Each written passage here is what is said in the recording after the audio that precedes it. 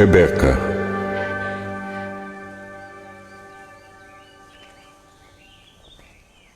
Existem duas nações no seu ventre, e dois povos vão se dividir das suas entranhas. Um povo vai ser mais forte do que o outro povo, e o maior servirá ao menor.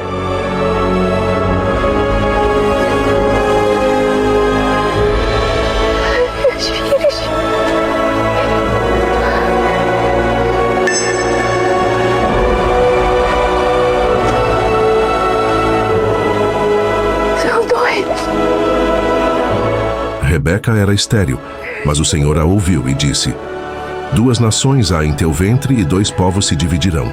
Um povo será mais forte que o outro, e o maior servirá ao menor. Curta, comente e compartilhe. Viva Lé!